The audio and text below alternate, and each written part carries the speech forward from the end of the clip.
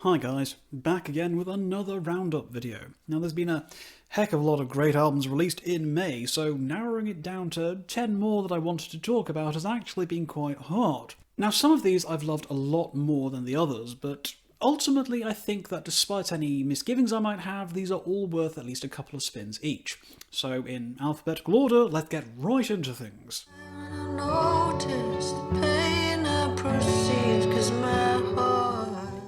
You may or may not be familiar with the band Portishead, but let me tell you that in the 90s they were kind of a big deal, and certainly one of their main selling points was Beth Gibbons' inimitable vocal stylings. Her pained, intimate and thought-provoking style set a standard that pretty much everyone else was aspiring to. But we are no longer in the 1990s. In fact, it's been 30 years since Portishead's debut album of Dummy was released, and here, with her second solo album, Beth has lost none of her trademark power and finesse.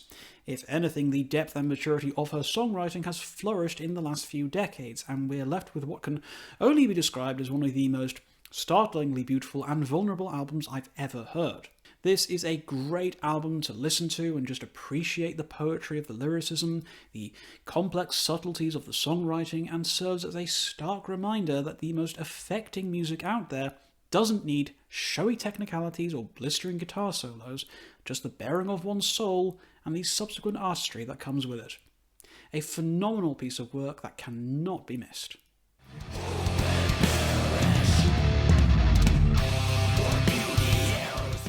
Imagine for a second the comedy pirate metal band Ailstorm decided to cut their hair, started dressing properly, and finally moved out of their mother's basement and into a luxury high-rise apartment. That's kinda how I envisage Haitian in my mind's eye. Very much metal of the nautical department, but there's a greater sense of gravity and experimentation to their music than any of their similarly yar-har colleagues.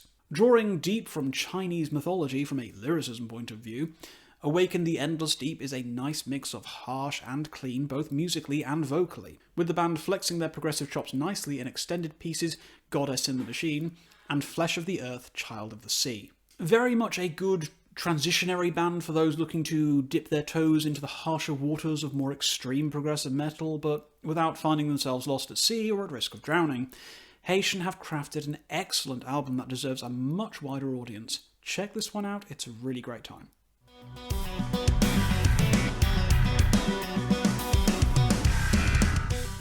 Intervals have always been one of those prog metal instrumental bands, you know?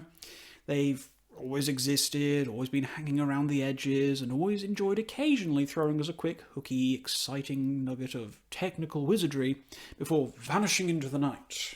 Yeah, I've always been a little bit mid on this band.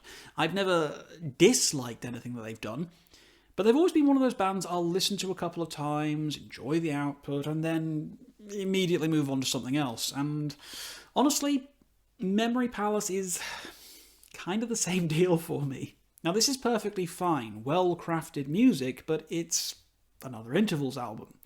It's enjoyable, it's easy to listen to, it's got hidden depth, blah blah blah blah blah. But it's just another album from just another band of the early to mid-2010s prog metal scene where everyone was kind of playing the same guitar-centric prog metal full of clean tones and sweeps, you know. If you were to give me a playlist of Chon, Polyphia, Intervals, Scale the Summit, C2I, Pliny, etc., I'm not sure I'd be able to identify one from the other. Ultimately, though, this is a fine album, worth a spin or two to see if it's your kind of thing, but it's kind of a flash in the pan and then it's gone for me.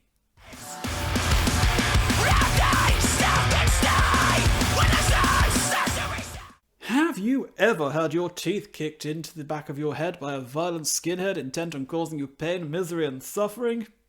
You have? Good grief, I gotta say you look pretty good, all things considered. But for those of us yet to experience this kind of violence on our persons, you could always listen to the new Knocked Loose album to get an idea of what the soundtrack to such an event would actually be like. Yeah, this is the kind of wild, hyper-aggressive music that I sometimes find that my body craves. An album that's shorter in its entirety than some prog rock songs are.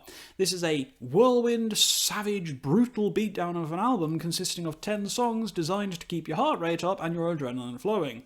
Now this is very much a niche recommendation from me, not everyone I know will be into this kind of stylized turbo face punch. But if you're in the mood for some extreme music that doesn't hold back, the kind of music that will get you brutally stamped on in the middle of the gnarliest, greasiest, and most disgusting mosh pit you can imagine, then you really need to stop what you're doing and start listening to Knocked Loose.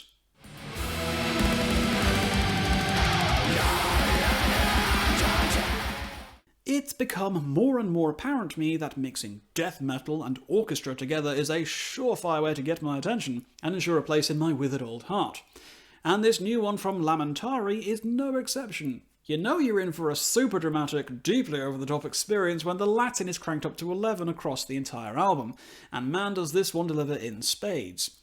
The riffs are gigantic, the vocals incredible, the orchestrations and compositions thrilling beyond compare. I adore this record. If Bellum 2 was black metal mixed with an introspective orchestra to play with your mind and bewitch the senses, then Lemon Twigs' Ex Umbra in Lucerum is the climactic finale to a massive big-budget fantasy action film. Everything's exploding. We don't know why, but it is. There's a heroic charge from the protagonists as they fight off the invading demon army with nothing but a toothpick and determination. This album gets my shit-eating grin award for the month. It's big, it's brash, it's intense and angry, and I love every single sordid minute of it.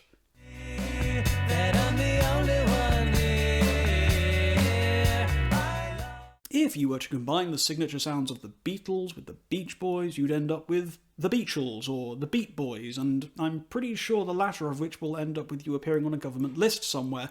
So thank goodness that the Lemon Twigs came up with a much better name for this kind of fusion.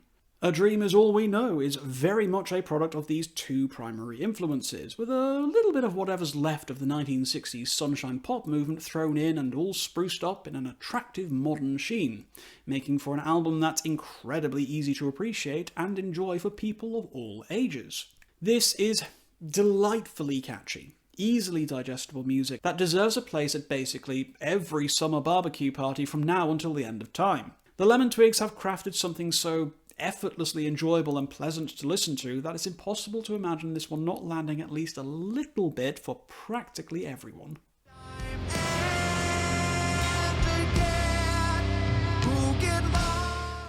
A few years ago, Black Gaze Darling's Deaf Heaven upset their core fanbase by having the sheer audacity to try something new and move in a softer, less screamy direction. Now it's doom metal darlings Pallbearer's turn to upset the proverbial apple cart. Mind Burns Alive is Pallbearer at their softest and most accessible yet, and as such, much like Infinite Granite did, massively upset a certain portion of their fanbase. The more casual listener, i.e. me, will walk away from this one pleasantly surprised with what they've heard. Yes, the doomy roots are still here. The guitars are sludgy, the pace and tempo and molasses slow, but there's a certain soft, gentle introspection to both the vocals and the overall mood presented here.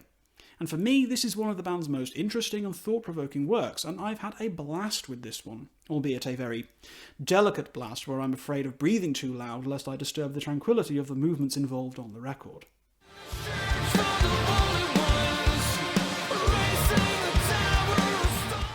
I love me a little bit of traditional progressive metal, and I especially love me some traditional progressive metal that tells a nice story. Yes, folks, it's a concept album, and we're going pretty hard sci-fi here, as we talk about robots in love. I don't know, it's kind of like maybe Wall-E meets Blade Runner with guitars, keyboards, and plenty of experimental noodling. Now, this album isn't going to win any originality awards, no, it's very much a traditional progressive metal album, but perhaps with a slightly heavier keyboard focus in places. But there's nothing on here that will take you by surprise, especially if you're a long-term fan of bands like Dream Theater, Haitian, Vanden Plas, etc, etc. But this is still a tremendous amount of fun. The story is well presented and easy to follow, the melodies are engaging and fun, and the final track is unironically one of the best Christmas songs I've ever heard from the genre, and is certain to be a holiday favourite for me in the future. I do feel that this is going to be one of those albums that only grows more and more on me as time passes, so don't miss out on this, as it could become a classic with enough time given to it.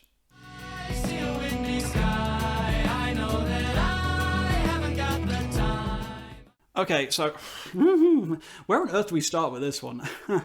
Okay, technically this is an EP, but it's not really, as it's nearly 37 minutes long, and that's a good 10 minutes longer than the Knocked Loose album I spoke about earlier, so as far as I'm concerned, this is a full-blooded album. To try and describe this that's the hard part. It's kind of like, I don't know, HMLTD meets Renaissance meets Peter Gabriel and the Deer Hunter-ish. There's nothing that words can really do to prepare you for some of the brazen, ridiculous creativity on display in this album. It's a madhouse of a melting pot of crazy ideas, all thrown around with reckless abandon, and it works. It's incredible, and even when you're confused AF, you'll not be able to deny the raw talent on display. From strange extended a cappella sections to double-meaning lyricism and quirky unexpected instrumentation, it's the kind of album that you'll never be able to truly predict where it's going next. But whatever it does, you can be guaranteed it's going to be doing a remarkable job of it. Ugly are anything but. This is some of the most adventurous and beautiful music I've heard all year, and you can't afford to pass this one by.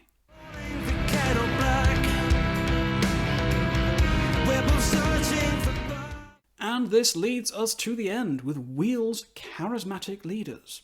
Now, if you'd seen my Bands I Just Don't Get video, you'll know that I'm a little confused and frustrated by bands like Tool.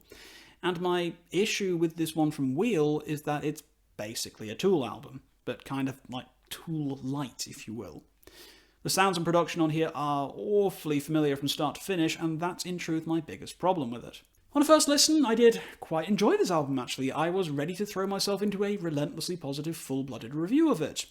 But on repeated listens, I noticed cracks in my enjoyment forming. I started finding myself less and less engaged by the album as I spent more time with it. Now, this could just be because I find Tool-esque music quite a challenge, but the fact that it came with this level of diminishing returns for me was quite frustrating. Now don't get me wrong, this is still a very well put together album with a lot of moments that I do enjoy, but I just found the lack of its own identity to be ultimately quite frustrating and led to an album that I didn't engage with as much as I was hoping I would do based off my initial listen. It's still fun, it's just not necessarily one for me, but if you're very Tool-pilled, you'll likely be getting a lot out of this one. And so there we have it, guys. 10 albums from May that I felt were worth discussing and bringing to the table before I move on to the challenges and excitements of June. There's plenty of banger releases due out this month. I'm especially looking forward to the new Alcest, the Decemberists, Ulcerate, and Mono, but there's certainly going to be unknowns to me that knock me on my ass, and I can't wait to discover them. But what else have I missed in May? What other releases have really stuck with you? I'd love to know what other treasures await me, so please talk to me about your favourites of the month in the comments down below. And if you have made it this far, thank you also very much for watching, and as always guys, until next time, keep your rhyme signatures reasonably odd.